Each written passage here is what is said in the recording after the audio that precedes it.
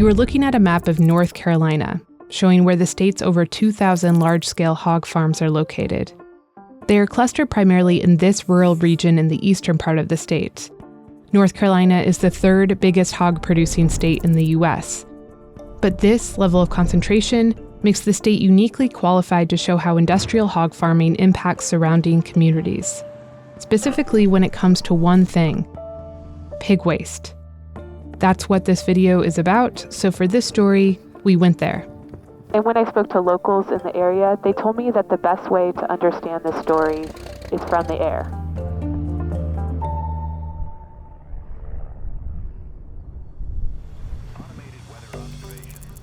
We flew in a small Cessna propeller plane from New Bern, North Carolina to our first stop, over Duplin County, which has the highest concentration of hog farms. They have more hogs than they do people. Larry Baldwin works for the Waterkeeper Alliance, a nonprofit environmental watchdog group, and he regularly goes on flights like these as a surveying tool. A lot of these places you cannot see from the ground, so you don't even know they're there. So doing these flights is one of the more important resources that we have. Hog facilities are easy to spot because of this telltale feature. The hog farm will always have what they call a lagoon. I refer to it as a cesspool, and it's holding nothing but hog feces and urine. Historically, and on small farms today, pigs graze on pasture. But in industrialized hog farming, farmers confine thousands of pigs in buildings. This makes pigs' lives more brutal, without access to sun or fresh air. And it also creates a waste management problem. Enter the lagoon system. Inside the buildings, pigs drop their waste onto slatted floors, and it gets flushed into the lagoons through pipes like these. Bacteria in the lagoons break down the waste. When they get too full, hog farmers siphon the waste to a massive sprinkler and spray nearby crop fields with it. We saw this from the air. Manure is a good fertilizer, but most people told me this is more of a waste disposal strategy than a fertilizing one. Spraying and lagoons have air quality risks. When bacteria breaks the waste down, it releases hundreds of compounds, like methane, carbon dioxide, ammonia, hydrogen sulfide, and dusts into the air. These can cause asthma, respiratory diseases, headaches, and nausea, among other conditions. A recent study on U.S. agriculture found that reduced air quality contributes to nearly 18,000 premature deaths nationwide, mostly from ammonia emissions from livestock waste and fertilizer application. That's not even to mention the smell, which we picked up even from the air near the Duplin County Airport. I smell it. We just took off. We're not even at, how many feet are we? We're only about 800 feet off the ground. Yeah, you can smell the hog farms that are right off of the side of the runway. This lagoon and sprayfield system also impacts surface and groundwaters.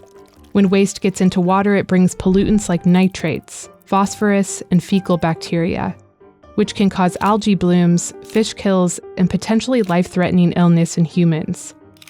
This can happen when lagoons flood after hurricanes, exacerbated by the fact that this region sits in a coastal floodplain. And some studies, including one of this watershed in eastern North Carolina, show high levels of waste pollutants even without rainfall or a breach, meaning lagoons pose a threat all the time. There's evidence of pig waste underground too, which matters because people who live in this rural area primarily use wells as a water source and don't have access to county water. All of these negative impacts disproportionately affect some of the most vulnerable people in the state. Residents here are more likely to be a person of color than the rest of the state, and poverty rates are higher than average too, making this pollution more than just an environmental issue, it's an environmental justice issue. In 2018, North Carolina settled a federal civil rights complaint filed by Larry Baldwin's organization and others, alleging racial discrimination by the state due to the demographics of communities where it issued hog facility permits. The complaint cited health issues, odors, nuisances, increased expenses, social and psychological harm, and declining property values. It's not the way to treat people just so we can raise cheap meat. It's wrong on a number of different levels. 1354. During the flight, we flew over a community surrounded by hog facilities, the congregation of this church in the town of Magnolia. In Google Maps, I counted at least 12 hog lagoons within 2.5 miles of the church. I'm the Reverend Jimmy Melvin. I'm the pastor here at Mount Zion, Emmy Zion Church. I'm Danielle Kuntz, and I've been attending my father's church here at Mount Zion. So many of our people in the rural setting are used to farms. This nature to them. This steeple used to be white. We're now in the need of getting our steeple pressure washed. Drone footage we shot shows why nearby hog farms would spray their fields with manure, and mist would reach the steeple. And recently, this health department notice was put on the church's door. It was really clear, warning, high nitrate levels. Don't use this water to make infant formula for babies. The issue with hog farm waste is that it creates high nitrate levels in the ground, in the streams, and the tributaries around that farm. It was just a no-brainer that is why there's high nitrate levels in the groundwater. So this is the new, deeper well? Yeah, this is the new deeper well here. The church's well was only 20 feet deep at the time of the notice. So the church paid nearly $4,000 to dig the well deeper to 250 feet to bypass any groundwater contamination. After a Sunday service in the fall of 2021, Reverend Melvin led a community meeting about what parishioners were experiencing at home.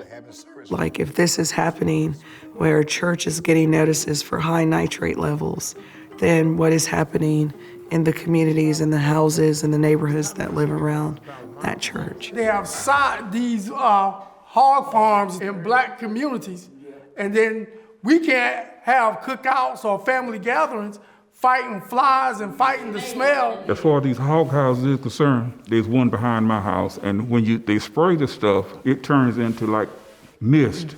Well, you breathe that stuff. Yes. I grew up having bronchial asthma as a child.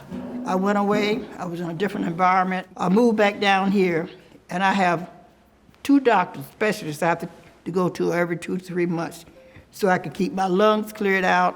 One of the specialists, he said a lot of the people that have the same thing that I have, it come from being in an area where we have like the hogs and all that. Even our children graduate from high school, they go away to college, some will come back to the area. These children will not, and I can understand that. I didn't encourage never one of my daughters to live here. Clean water is not a black and white issue, it's a humanity issue. Stories like the one from Magnolia have been told since the Sprayfield and lagoon system started in the 1980s, including a 1995 Pulitzer Prize-winning Raleigh News and Observer series on the hog industry, which inspired one of North Carolina's only significant interventions, a moratorium in 1997 on new or expanded hog farms, made permanent a few years later. And then this document almost transformed the industry. It's a 2000 agreement between North Carolina's Attorney General and pork companies in the state, including Smithfield Foods, the largest hog-producing company in North Carolina and one of the largest in the world. In this agreement, Smithfield paid millions of dollars to North Carolina State University to research an environmentally superior technology so that the industry could do away with lagoons and spray fields for good. This new technology had to meet 3 criteria: be permittable by the state, substantially eliminate water and air pollution, and be economically feasible. Treatment technologies are needed. Researchers pitched several new ideas throughout the years. The most recent would have looked like this. Waste would get flushed into a storage tank. The solids would get separated and sold as fertilizer, and the liquids would go through a process of removing nitrogen and phosphorus. The resulting less harmful liquid would irrigate crops or get reflushed through the system. This technology was able to get a state permit for a pilot program, which showed that the new system substantially eliminated water and air pollution. But it didn't meet the economic feasibility criterion. It would have cost more than twice as much for farmers than the lagoon and sprayfield system. So nothing changed. The answer from the industry said, we can't afford to do it. It's not economically feasible. Smithfield has decided to invest $500 million in another technology, a manure-to-energy project. mentioned in this promotional video. We're partnering with local contract farmers and leaders in the bioenergy field for a groundbreaking project underway in North Carolina. Which means they will be capturing the methane emitted from at least 19 participating hog farms in eastern North Carolina. According to a map on the energy company's website, this pipeline will carry the methane to a processing facility to be converted into natural gas, which will eventually end up in the state's existing natural gas pipeline. A version of this process is already happening at this farm in Lillington, North Carolina, which was the last stop on our flight. My name is Tom Butler. I'm a contract hog farmer in Harnett County, North Carolina. A contract farmer raises hogs for big, sometimes multinational companies that process the meat and sell it. They furnish all the pigs, they furnish all the medication, they furnish the feed, and then the owner and operator of the farm raise the hogs, take care of them for the 20-week period that we have them. Contract farmers build their facilities to these corporation specifications, which is why industrialized hog farms look practically identical, and that includes waste management. We market about 20,000 adult hogs here on the farm each year, and we produce about 10,000 gallons of waste per day, and that's a lot of waste. Doing anything with waste above and beyond what the contract pays for is unaffordable for most farmers. Otherwise, they can't make a living, which helps explain why farmers alone are unable to change this systemic problem. You cannot do it on your own, and the thing that we found out that the waste management was not included in the contract. We didn't sit down when we signed the contract and nobody laid out the paperwork and says, look, now in 25 years, you're going to have 3 or 4 million gallons of sludge, and you will have to clean it out, take it off the farm, and it's very, very expensive. The good thing it does for the environment is... In 2008, Tom received a grant to put these green covers on his lagoons after receiving complaints from his neighbors. We really didn't realize the impact we would have on our community. We have one neighbor, he called me one night and he said that inside of his new living room smelled like hog poop. This helped mitigate some of the lagoon odor. Then in 2012, through more loans and grants, he took on a separate project to install this digester, which captures methane gas.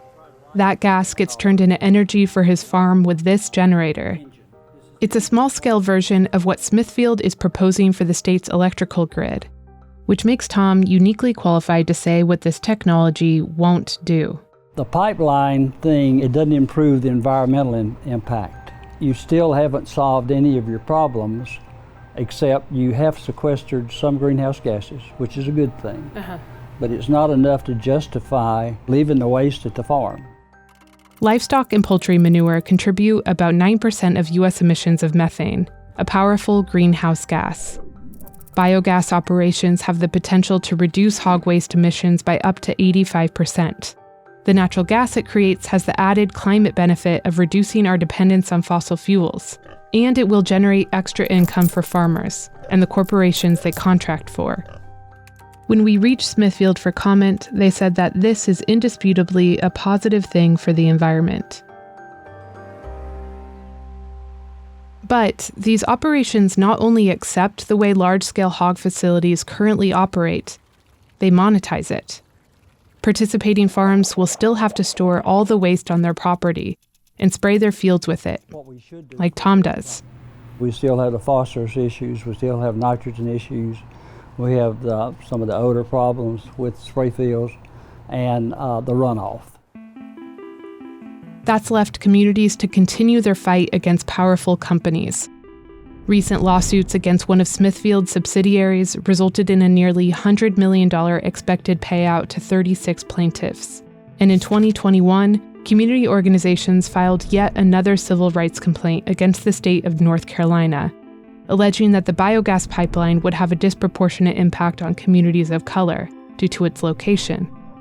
As planned, it would run very close to Reverend Melvin's church. I think this is a way for the industry to say that they're focusing on clean energy. I'm really, really nervous what it's going to do with communities that have already been impacted. communities and farmers will continue to pay the price for the industrial hog industry's waste problems until powerful corporations or state and federal governments decide it's worth the cost to fix. The plans are out there. They're just too expensive. There's not enough money for me to take care of my waste. It's not about taking down the farming industry. We have family members, friends who work in the farming industry, but it's a matter of taking responsibility for the problem that they created. They've made billions of dollars off of these communities, and the resources have not been put back into these communities. Thanks for watching this third episode of our series with Vox's Future Perfect team. This is the last of our stories on the human impact of industrialized meat production in the US. This was a really ambitious series for us in terms of reporting and filming. We covered consolidation in the beef industry by way of a cattle auction in South Dakota. We covered worker safety issues in the poultry industry through the work of a labor organizer in Arkansas. And for this story, we went to North Carolina to witness the environmental impact of hog farming. If you haven't already, check out episodes 1 and 2 in our channel. And for more reporting on the meat industry by the Future Perfect team, I would highly recommend checking out their podcast on the topic, which I linked below. And stay tuned, because we're going to produce another set of stories with Future Perfect on a totally different topic.